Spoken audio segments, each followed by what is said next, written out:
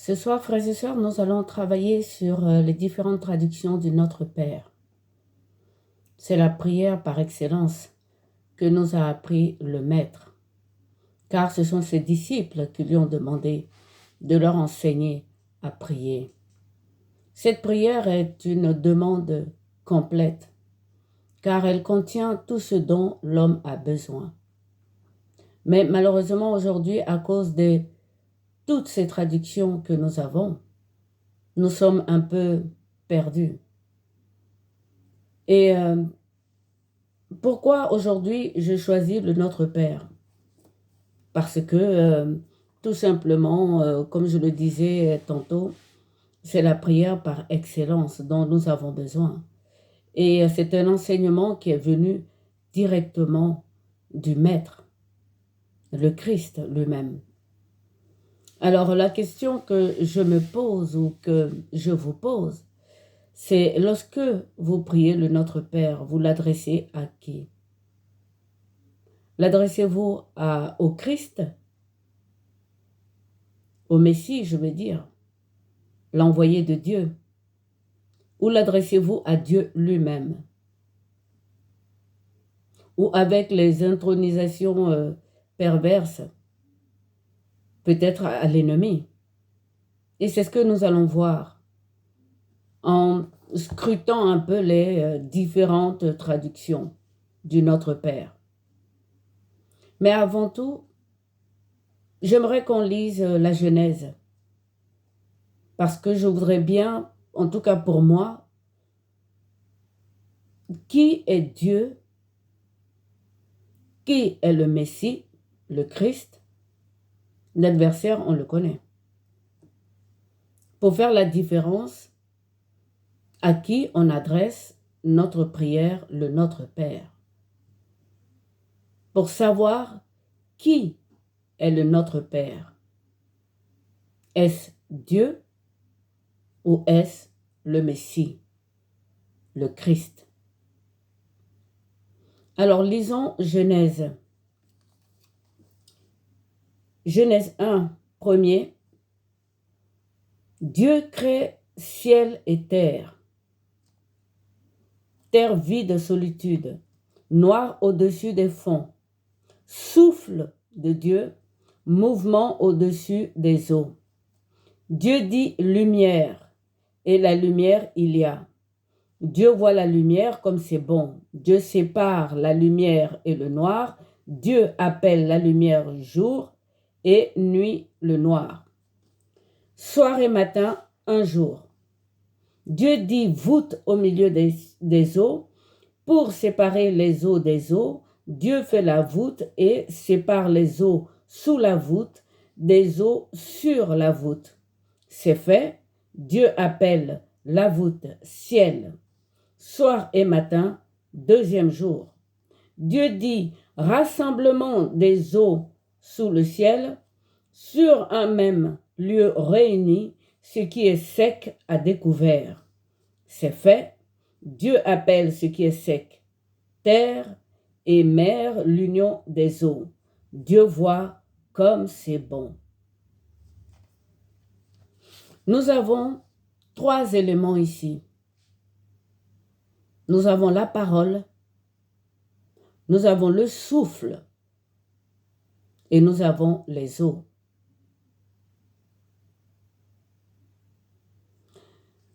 Dans le prologue de Saint Jean, il nous dit ceci. Au commencement était la parole. La parole était avec Dieu. La parole, Dieu. Saint Jean nous introduit ici que Jésus-Christ, vous voyez, quand on est habitué à ces traductions, on a un peu de mal à s'en sortir. Donc je le répète, Saint Jean dit, le Christ est la parole de Dieu. Le Christ était avec Dieu. Le Christ, Dieu. Ce que veut dire Saint Jean, c'est que Dieu a fait de sa parole créatrice le Christ, le Messie, son propre Fils. Dieu a créé toutes choses en parlant. C'est pour ça que le Christ dit dans l'Apocalypse, « Je suis le principe de la création de Dieu. » C'est-à-dire que Dieu a tout créé pour moi, avec moi et par moi. Mais avant de créer ciel et terre, il y avait le souffle. Dans certaines traductions, on dit l'esprit. Il y avait aussi l'eau.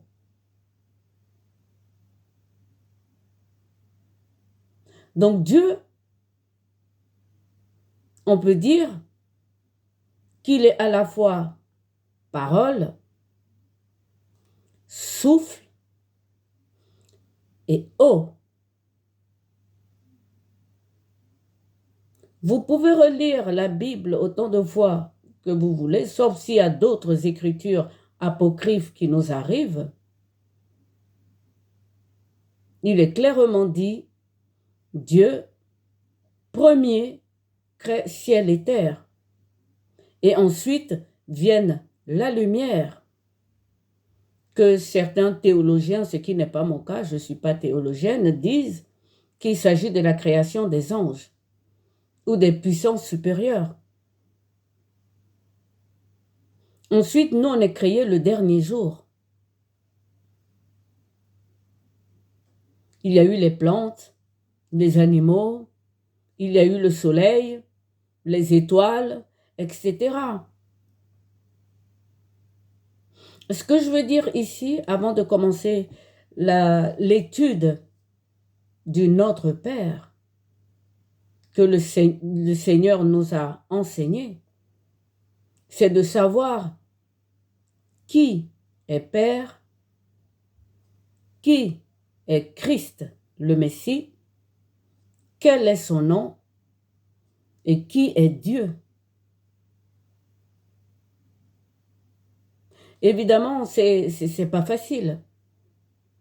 Mais moi, je veux uniquement travailler que sur la traduction, sur les différentes traductions, et non sur le fond même de la chose, parce que je ne suis pas qualifiée pour cela. Mais si je me tiens simplement à ce qui est écrit, puisque je crois en ce qui est écrit dans la Bible comme étant la révélation de Dieu, la semence, je dirais que Dieu est parole, souffle et l'eau. Et qu'il a fait de sa parole son Fils. Donc notre Christ, comme nous dit Saint Jean dans son prologue, est la parole de Dieu. D'où le nom, le Fils de Dieu, que lui-même il nous donne.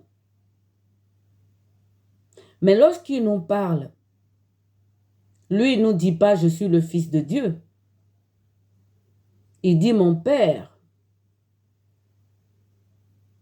Et donc, il y a cette confusion entre lui, le Christ, le Messie, qui s'adresse à son Père, c'est-à-dire que Dieu qui a fait de sa parole son Fils, et nous, auquel Dieu a donné son Fils comme Père. C'est là où je veux en venir. Maintenant, je vais lire les versions du Notre Père. 3 versions, pas plus. Celle de Matthieu, celle de Luc et la traduction que nous disions le plus souvent. Et nous allons voir ensemble celle qui est la plus simple. Moi, je vous dirais celle qui me parle.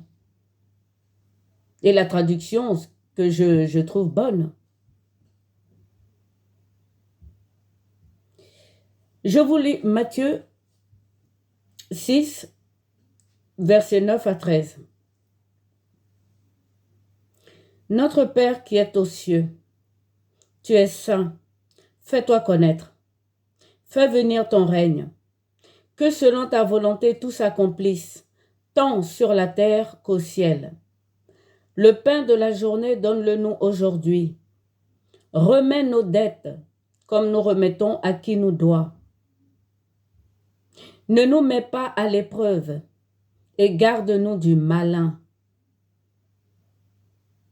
Voici le Notre Père d'une traduction, selon Matthieu. D'une autre traduction, voici le Notre Père selon Luc. Père, soit ton nom reconnu saint. Vienne ton règne. Donne-nous chaque jour le pain qui nous est nécessaire. Tiens-nous quitte de nos fautes, car nous tenons quitte chacun de nos débiteurs. Ne nous mets pas à l'épreuve. Saint Luc s'arrête là.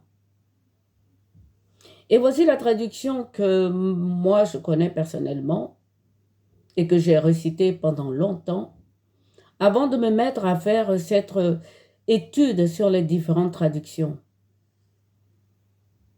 Et bien sûr, de changer. Je vous le lis. Notre Père qui est aux cieux, que ton nom soit sanctifié, que ton règne vienne, que ta volonté soit faite sur la terre comme au ciel. Donne-nous aujourd'hui notre pain de ce jour. Pardonne-nous nos offenses comme nous pardonnons à ceux qui nous ont offensés. Et ne nous laisse pas entrer en tentation, mais délivre-nous du mal.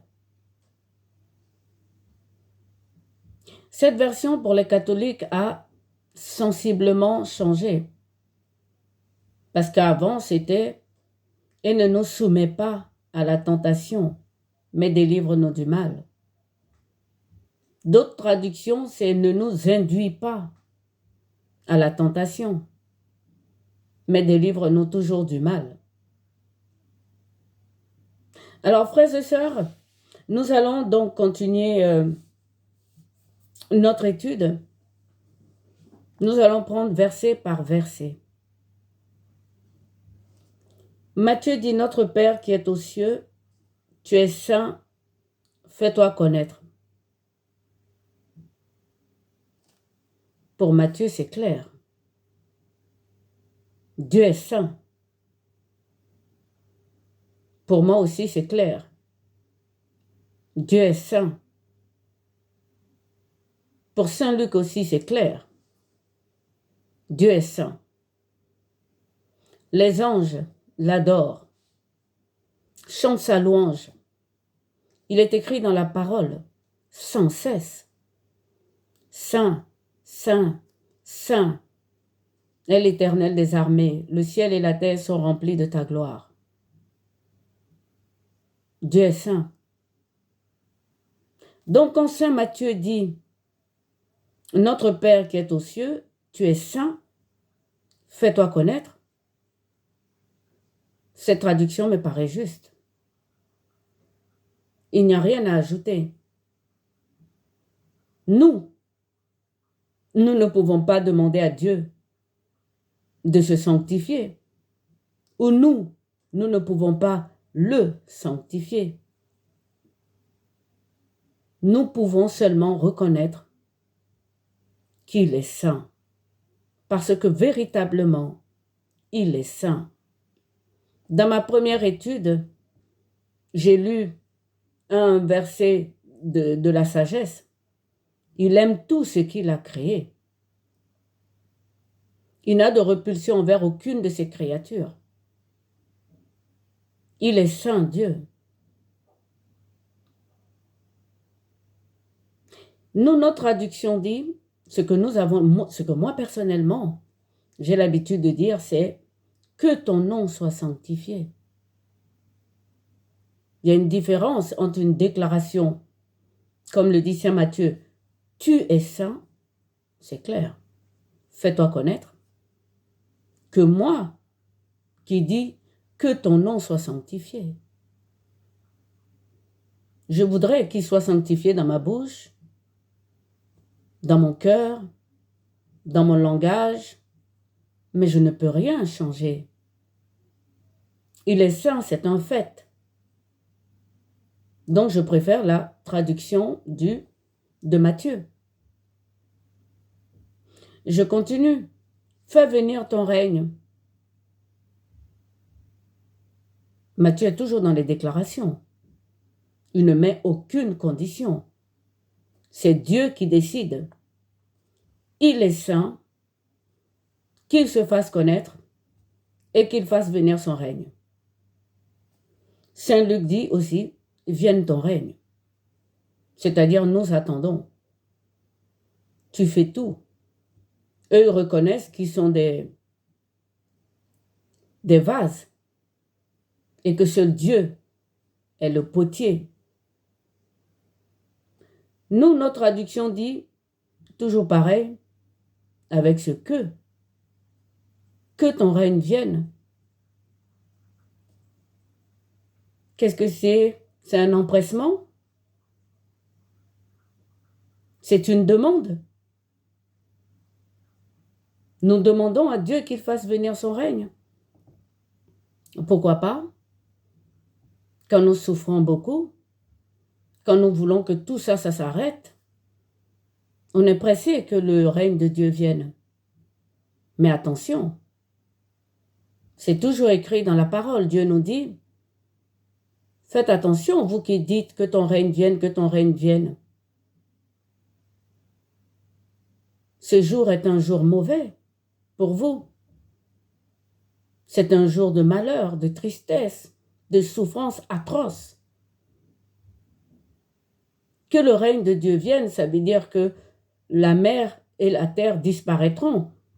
Ça veut dire que le ciel sera roulé comme un livre, comme un cahier. Et donc nous ne pouvons que nous accorder à la patience de Dieu. Parce qu'il est patient et il attend que tous les êtres humains se convertissent, reviennent à lui, le reconnaissent et soient sauvés. Donc vous voyez, déjà, les premiers versets, comme c'est une louange, je pense que Jésus l'a donné comme une louange à Dieu. C'est de le reconnaître, tu es saint. Fais venir ton règne. Fais-toi connaître. Comme les anges. Saint, saint, saint est l'Éternel. Les anges ne disent pas que tu sois saint ou que nous soyons saints. Outre ce fait, Dieu se glorifie lui-même. Il glorifie son nom lui-même, aucun homme ne le peut. Nos grands frères dans la foi, les Hébreux, lorsqu'ils succombaient aux épreuves, parce que c'était très dur pour eux, lorsqu'ils tombaient dans les épreuves, le Père venait sanctifier son nom. Et c'est ce qu'il a dit. Il venait glorifier son nom et pas sanctifier son nom. Il venait glorifier son nom, pardon. Jésus-Christ l'a envoyé. Et là, encore une fois, à cause des habitudes, ce que je voulais dire, c'est que le Christ, le Messie, a toujours parlé de glorification. Parce que Dieu est saint. Je vais continuer. Que selon ta volonté, tout s'accomplisse tant sur la terre comme au ciel. Que selon ta volonté. Jésus-Christ est venu accomplir les prophètes et la loi. Il l'a dit. Et pour nous, nous allons aussi les accomplir. Il est venu les accomplir lui, mais nous aussi, nous devons les accomplir. C'est écrit. Pas un seul iota ne sera enlevé de la loi d'aucune écriture sans que nous les ayons accomplis. Le mot accomplissement ici est très important. Il ne faut pas l'enlever. Outre le fait que le mot accomplissement soit important, mais que selon la volonté de Dieu. C'est ce que le Fils a dit à l'agonie. Père, que ce soit fait selon ta volonté et non la mienne. C'était très dur pour Jésus, pour le Christ. Vous voyez? Je continue. Nous disons que ta volonté soit faite sur la terre comme au ciel. Ça ne va pas. Parce que la volonté de Dieu n'est pas faite ni sur la terre, ni au ciel. Pour une raison tout simple, c'est qu'au ciel, Dieu se méfie de ses messagers. C'est Job qui le dit, à juste titre. Il a été frappé quand même par Satan. Alors évidemment, il y en a qui ne croient pas, qui disent « Oh non, cette écriture a été mise là pour rien, c'était pour la sagesse, pour discuter de la parole. » Voilà, soit où on croit ou on ne croit pas. Mais revenons à Jésus-Christ lui-même. Le Père lui a dit « Assois-toi à ma droite jusqu'à ce que je fasse de tes ennemis le marchepied de ton trône. » Donc il y a encore du travail au ciel. La volonté de Dieu n'a pas été faite entièrement. Et nous-mêmes, nous ne sommes pas tous convertis. Il patiente. Donc sa volonté n'est pas faite non plus sur la terre. Voilà où je veux en venir. Donc, Matthieu dit que selon ta volonté, donc avec le temps de patience, tout s'accomplisse. C'est l'accomplissement qui manque ici. Faire et accomplir, ce n'est pas la même chose. Surtout en ce qui concerne la Bible. Pour quelqu'un qui connaît la parole, Jésus-Christ dit « Je suis venu accomplir ». Le mot accomplissement doit être dans notre mémoire. Ça nous rattache au Christ, au Messie. Donc si pour des raisons d'embellissement de la parole, on enlève ce mot, il y a un problème. Je continue. Remets-nous le pain de la journée, donne-le-nous aujourd'hui. Ça c'est traduit pareillement partout. Remets nos dettes comme nous remettons à qui nous doit. Et oui, c'est une dette que nous avons. Nous, dans notre traduction, je ne vais pas rester longtemps là-dessus, c'est marqué « Pardonne-nous nos offenses comme nous pardonnons à ceux qui nous ont offensés. » Dieu nous a pardonnés. Sinon, on ne continuerait pas à vivre.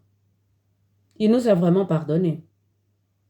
Dans l'Évangile, c'est écrit « Il ne se souvient plus de nos péchés ». Depuis le déluge, il a dit à son peuple et à toute la terre, je me répands de ce que j'ai fait. Plus jamais il n'y aura plus de déluge sur la terre, je mets mon arc au ciel. Quand son fils est venu mourir après pour nous, il l'a dit encore. Dieu nous a pardonnés.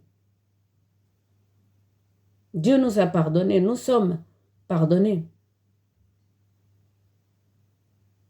Et donc ici, il s'agit de racheter. Jésus-Christ nous a rachetés avec son sang. Ce n'est ni par l'or, ni par l'argent que nous avons été rachetés. Comme le dit Saint Pierre, nous avons été rachetés. Donc le mot encore ici, racheter, est très important. Vous voyez un peu ce que la traduction est en train de faire. Sournoisement. Et c'est de ça que Saint Pierre parlait. On enlève accomplissement Ok? On enlève racheter, donc dette, alors que nous sommes pardonnés. Vous voyez? Nous avons des dettes envers Jésus et ce n'est pas des dettes de sang. Il ne nous demande pas de verser notre sang. Il nous demande de prendre notre croix et de le suivre. Il nous demande de nous aimer les uns les autres, de supporter les uns les autres.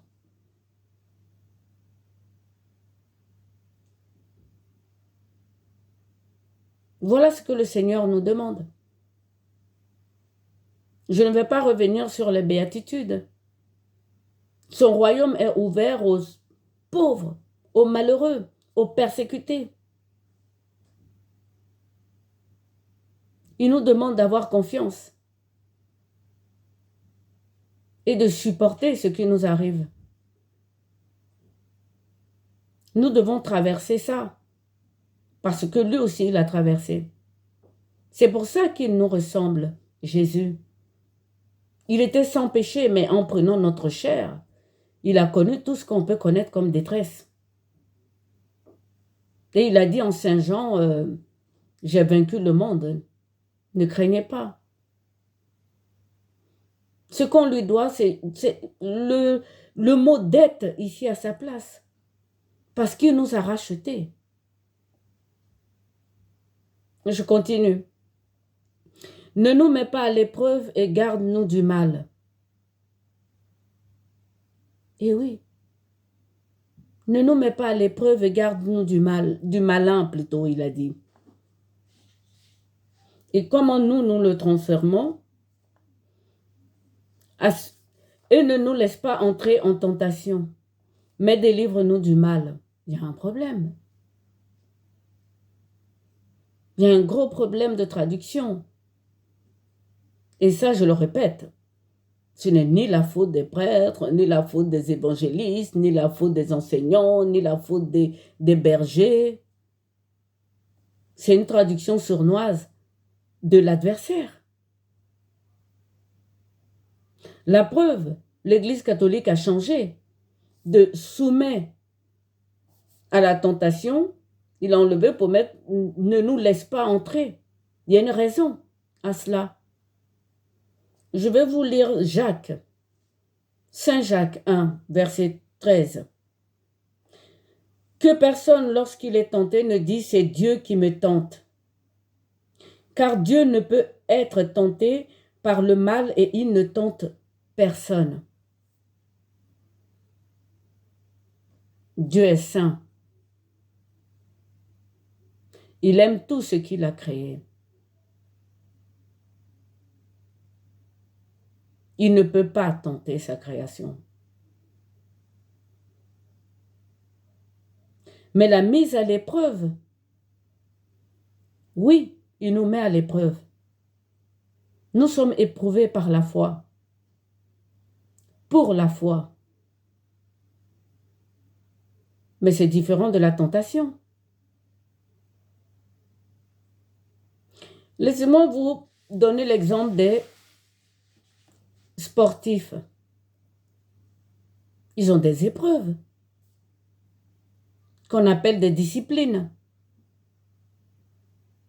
Personne ne peut dire qu'ils sont mis en tentation.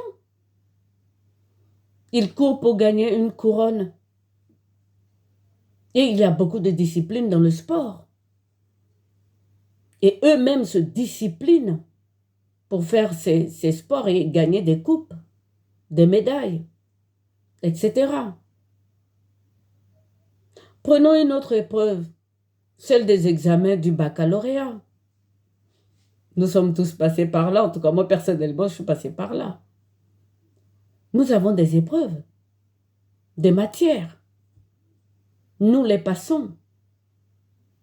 Après avoir étudié pendant 1 an, ou du moins pendant 17 ans en arrière, puisque ça commence déjà depuis le CP, ou même la maternelle. Qui peut dire que les étudiants en baccalauréat sont mis en tentation? La tentation et l'épreuve, c'est pas pareil. Laissez-moi vous définir ce que c'est que la tentation. Je l'ai pris dans le Larousse. Impulsion qui pousse au mal ou au péché.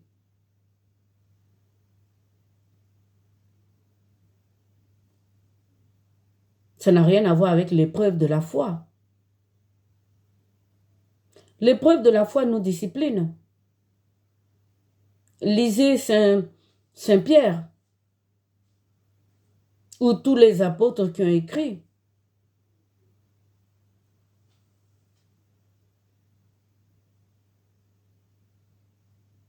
L'épreuve de la foi, c'est qu'on apprenne la prière. C'est qu'on prie sans cesse.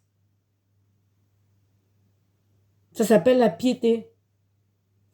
La connaissance du Christ. Et oui, puisqu'il s'agit de deux mondes. Il y a ce monde physique et le monde invisible. La piété nous relie au monde invisible. Et l'épreuve passe par la connaissance du Christ qui est derrière la porte, qui est ressuscité et qui est dans l'autre monde. Ce monde n'est pas le sien. Nous allons en venir. La maîtrise de soi. Nous vivons de terribles détresses. Il va falloir se maîtriser. Et la grandeur d'âme. Voilà les épreuves de la foi. Voilà l'épreuve auquel nous soumet notre Père pour nous enrichir. Et ça ne pousse pas au péché, ni à l'envie, qui est le synonyme donné par le Larousse de la tentation. Donc vous voyez, frères et sœurs, quand ils enlèvent le mot épreuve dans la traduction, c'est bien la preuve que l'adversaire il est passé par là. On continue, délivre et garde-nous du malin. C'est ce qui est écrit dans Saint Matthieu. Garde-nous du malin. C'est ce que Jésus a dit lors de sa prière à l'agonie. Garde-les du malin. Donc c'est bien la preuve que c'est Jésus qui l'a dicté ainsi. Délivre-nous du mal. Le mal, c'est trop court. Si vous voulez déraciner un arbre, vous ne coupez pas seulement les fruits et puis la saison prochaine, ça repousse, les fruits. Vous coupez les branches, ça repousse. Vous coupez le tronc, quelques années, dizaines d'années après, ça repousse. Il faut la racine. C'est peut-être par peur, par humilité, qu'on a changé malin en mal. Nous-mêmes, nous faisons le mal. Mais nous savons que ça vient de celui qui est derrière nous. Notre adversaire. C'est lui la racine du mal. Vous voyez, frères et sœurs, pourquoi la traduction est importante? Pourquoi moi, j'ai décidé de faire de la traduction des différentes traductions, mon lieu de travail, de recherche et de méditation.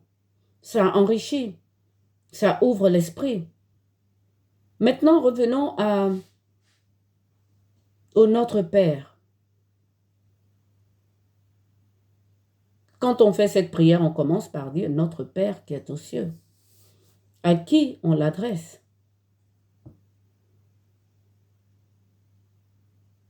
Moi, je l'adressais avant, je vous l'avoue, à Dieu,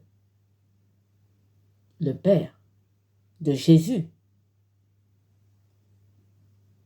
Mais aujourd'hui, après cette étude, je l'adresse au Fils de Dieu, le Christ.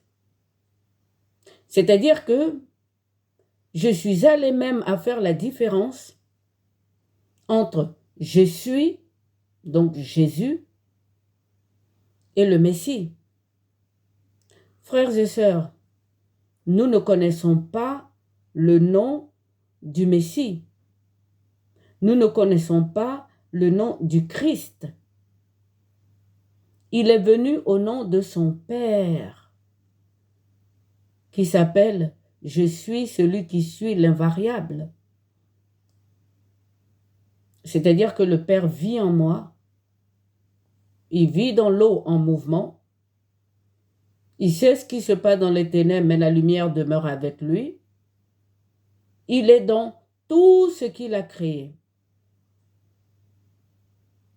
Le Fils, lui, il a permis de créer tout cela. Le Fils de Dieu est la parole, et nous, notre Père, c'est le Fils qui nous ressemble, qui est fait à notre image.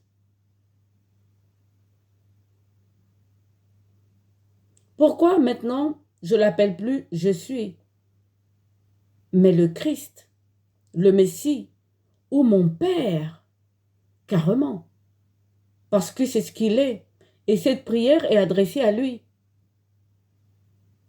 Jésus-Christ dit « Je ne suis pas venu en mon nom ». Il n'est pas venu en son propre nom. Le nom que nous disons « Je suis Jésus », Jésus c'est le nom de Dieu. Quand on me demande comment est-ce que vous vous appelez, je réponds Asita. Parce que si je dis « Je suis Asita », je vous réponds clairement que Dieu est en moi. Et c'est vrai, Dieu est en moi, parce qu'il est celui qui est. Jésus, le Christ aussi est en moi, parce que je parle. Et c'est pour lui que je parle, pour qu'on puisse le connaître, lui.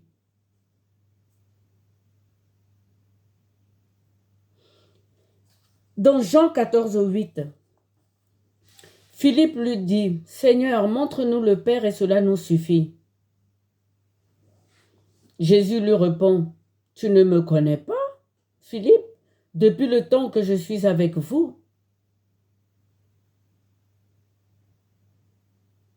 Il est notre Père. Il nous ressemble. Mais je n'ai pas fini. Je continue. Isaïe 9, verset 6. « Car un enfant nous est né, un fils nous est donné, et la domination repose sur son épaule. On l'appellera admirable conseiller, Dieu puissant, Père éternel, Prince de la paix. » Vous voyez que l'Éternel lui-même lui a donné le nom Père éternel. Je continue. Apocalypse 3, verset 21. « Celui qui vaincra, je lui ferai asseoir avec moi sur mon trône comme moi aussi j'ai vaincu. Et je me suis assis avec mon Père sur son trône. » Il est avec son Père, c'est-à-dire le Dieu Tout-Puissant. Et lui aussi, il est Dieu Tout-Puissant. Mais lui, il est le Fils du Dieu auquel nous, on adresse, ou moi j'adressais ma prière, au lieu de l'adresser au Christ. Et il nous reste à trouver dans notre méditation le nom du Christ. Nous ne le connaissons pas. Jésus-Christ le dit lui-même, vous voyez, par habitude, il faut que j'arrête ça. Le Christ, le Messie, nous dit qu'il est venu au nom du Père. Je continue. Apocalypse 3, verset 12. « Celui qui vaincra, j'écrirai sur lui le nom de mon Dieu. » Vous voyez, quand il est ressuscité. Maintenant, il n'appelle plus Dieu mon Père, ce qui a beaucoup chamboulé les docteurs de la loi à Jérusalem. Toi qui es homme, tu te fais Dieu en disant que Dieu est ton Père. Alors qu'il est écrit dans un psaume que tous ceux qui ont la parole de Dieu sont enfants de Dieu, donc Dieu. Donc Jésus-Christ dit, celui qui vaincra le nom de mon Dieu. Je le créerai sur lui le nom de mon Dieu. Donc, il y a le nom de son Dieu, de la ville, donc de la Jérusalem céleste, et mon nom nouveau.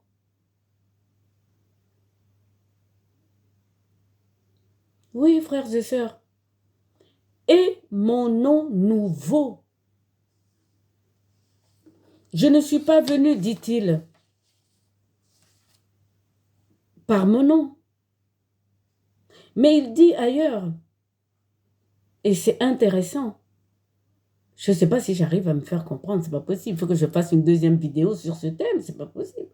Il dit, tout ce que vous demanderez en mon nom, c'est-à-dire Père éternel, je le ferai afin que le Père, je suis, soit glorifié dans le Fils.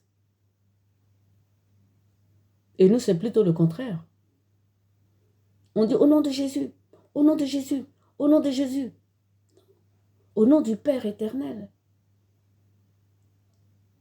Parce qu'on ne connaît pas le nom de Jésus, et on ne connaît pas le nom du Christ, du Messie, et le Messie est venu au nom du Père. C'est pour ça qu'il faut craindre Dieu et craindre son nom. Nos frères les Juifs disent Hachem, ça veut dire le nom. Ils ne le prononcent pas. Ils disaient Yahvé. Jésus-Christ parle d'écrire son nouveau nom. Parce qu'on l'appelle du nom de son Père, parce qu'il est venu au nom de son Père. Je ne cherche pas ma gloire, dit-il. Ce qu'il est venu vivre, ce n'était pas sa gloire. Il est mort, mais vraiment, il a souffert, notre Seigneur. Voilà. Et une dernière. Je suis le chemin, la vérité et la vie. Nul ne vient au Père sans passer par moi. C'est dit que c'est lui qui est le Père. Je vous laisse méditer.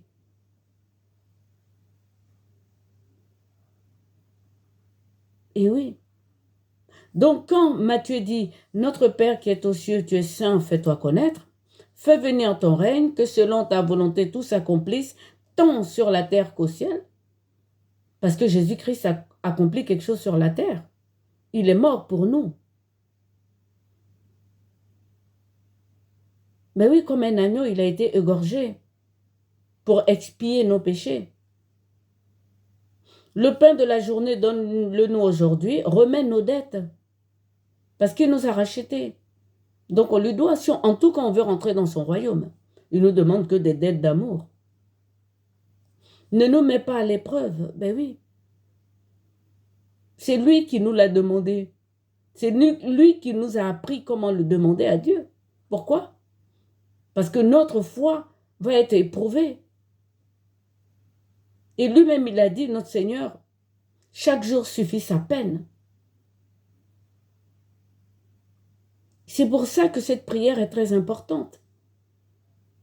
Pourquoi la sublimer, l'embellir, la présenter comme un poème, je ne sais pas moi, ça lui enlève toute l'importance, la force, la puissance. C'est beau. Notre Père qui es aux cieux, que ton nom soit sanctifié, c'est magnifique, c'est comme des vers. Que ton règne vienne, que ta volonté soit faite. Mais tout ça, c'est des louanges à Dieu. Donc il est saint. Fais-toi connaître, fais venir ton règne. Pardonne-nous nos fautes, il nous a déjà tout pardonné. La question, c'est à qui on adresse cette prière. Ne nous laisse pas entrer en tentation. Qui tente? C'est l'adversaire. Jésus-Christ nous le dit. Et donc, ne soyez pas choqués. Moi-même, je le suis d'ailleurs. Pourquoi je vous demande de ne pas être choqués? Mais quand Jésus-Christ dit, par exemple, dans Jean 14, 30, « Je ne parlerai plus guère car le prince de ce monde vient, il n'a rien en moi. » Il n'a rien en Jésus. Lui, c'est un tentateur. Il a tenté Jésus au désert dès après, et il nous tente. Nous sommes tous les jours tentés. Toujours notre vie, mais vraiment, on est en prison. C'est son royaume, il est le prince de ce monde. Si Jésus-Christ l'a dit, c'est pas moi qui ne vais pas... Il a tenté Jésus, il a dit, tout m'a été donné. Jésus ne lui a pas dit, tu es un menteur. Jésus lui a dit, je ne me prosterne pas devant toi parce qu'il n'y a que Dieu, il faut se prosterner devant Dieu, c'est tout. Donc il n'a pas menti. Et Jésus nous a rachetés. Parce que s'il avait menti, pourquoi Jésus serait venu nous racheter? D'où le thème de dette qui est très important ici. Je continue. Ne soyez pas choqués parce que le Notre Père peut bien être adressé à cause de certaines traductions sournoises à notre adversaire. Jésus-Christ dit toujours en Jean 8, 44, « Vous avez pour père le diable et vous voulez accomplir les desseins de votre père, meurtre et mensonge. » Ah ben oui. C'est très choquant. Ça fait mal. Mais il n'y a pas de mensonge en Jésus. Ou en Christ, si vous voulez. Il n'y a pas de mensonge en Christ. Le Messie, il n'y a pas de mensonge. Donc c'est lui qui est notre Père. C'est à Jésus, au Christ qu'on doit adresser notre prière, le Notre Père. Donc si on veut adresser notre prière, le Notre Père à Christ, il faut garder les mots rachat et donc dette. Il faut garder accomplissement selon ce que lui-même il a accompli sur la terre et ce qu'il a accompli au ciel. Il est assis à la droite de son Père jusqu'à ce que le Père mette tous ses ennemis sous ses pieds. Il y a du boulot, il travaille. Et en dernier, l'épreuve. Il nous met à l'épreuve, mais il ne nous tente pas. Donc ce sont des mots qui sont importants. Les mots sont importants, frères et sœurs. C'est pourquoi j'ai proposé d'étudier les différentes traductions. On ne fait pas gaffe. Peut-être qu'il y en a qui le font parce que Dieu soit loué. Aujourd'hui, on a un comparateur des différentes traductions. Vous pouvez comparer, il y en a 30 du Notre Père. Et je ne vais pas arrêter de le répéter. Nous ne luttons pas contre la chair et le sang. Nous luttons contre l'adversaire. Ce qu'on voudrait, c'est extirper de la semence, de la parole, qui est notre semence, la parole de Dieu, c'est mensonge. C'est ça le but, moi, de mes pauvres petits vidéos. Donc, ce n'est pas la faute. Je l'ai dit dans ma première vidéo et ça ne va pas changer. Ce n'est pas la faute des prêtres, ce n'est pas la faute des pasteurs, ce n'est pas la faute des enseignants, ce n'est pas la faute des évangélistes. Même des traducteurs. Ils font de leur mieux. Les prophètes et les docteurs. C'est la faute de l'adversaire. C'est très sournois. Que ton nom soit sanctifié, Dieu est saint.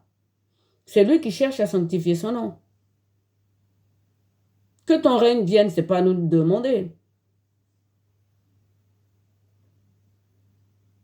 Que ta volonté soit faite sur la terre comme au ciel. La volonté de Satan a été faite. Il a chopé un tiers des anges.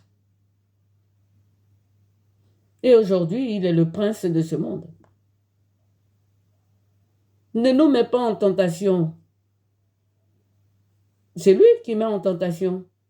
Donc ceux qui le prient, ils n'ont pas la tentation. Mais le jour que tu as compris que c'est lui que tu pries, que tu changes, il t'attaque. Il te destroy. Mais ce que j'ai envie de dire, c'est que, comme je le dis, c'est avec grande joie que les traductions évoluent. Et qu'on est en train de voir un peu tout ce qu'il a mis dedans comme venin. Mais le dessein de Dieu continue. Et donc c'est Dieu qui veut que ce soit ainsi. Et donc je le répète, ce n'est vraiment pas la faute des humains, des hommes qui sont les enfants du Christ. C'est Dieu qui veut que ce soit ainsi. Pourquoi? Parce que Dieu a créé Satan. N'oubliez pas, Dieu est saint. Il est tombé sous le coup de l'orgueil. Il a été jugé et jeté. L'orgueil est mauvais quand l'orgueil est maudit. Et là où c'est maudit, c'est parce qu'il ne connaît pas Dieu. Et donc Dieu l'a fait chuter pour qu'il nous connaisse, nous, les créatures. Pour qu'il sache pourquoi il nous a créés.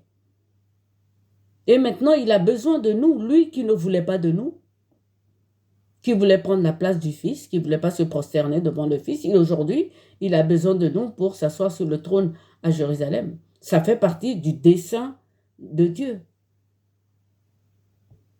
On ne peut pas l'empêcher. Je ne sais pas si je m'exprime bien à ce niveau. C'est très important. Il fait partie du dessein de Dieu. Nous aussi, nous faisons partie du dessein de Dieu. La parole dit tout concourt au bien de celui qui aime Dieu. Si vous avez la foi que vous aimez Dieu, le Père et le Fils, nous faisons leur volonté. Lui-même, il fait la volonté de Dieu. Parce que dès qu'il va s'asseoir sur le trône, ce sera pour sa destruction. Mais Dieu voulait qu'il sache puisqu'il voulait un trône. Il le voulait. Et donc Dieu le lui donne. Mais pour un court instant. Pour qu'il puisse le goûter parce que Dieu est saint. Aujourd'hui, il sait qui nous sommes. Nous qu'il méprise. Il a besoin de nous.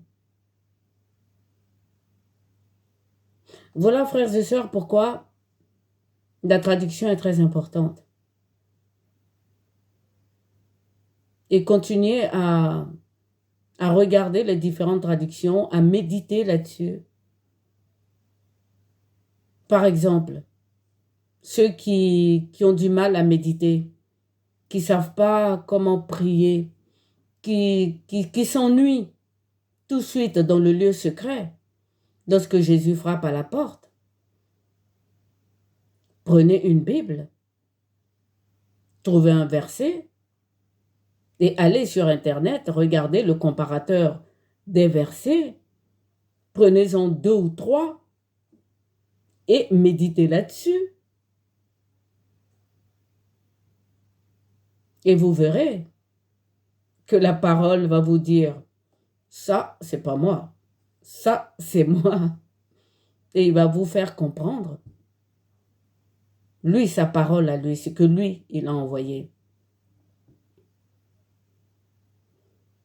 Je vous remercie, frères et sœurs, de me suivre. Et je vous dis à très bientôt.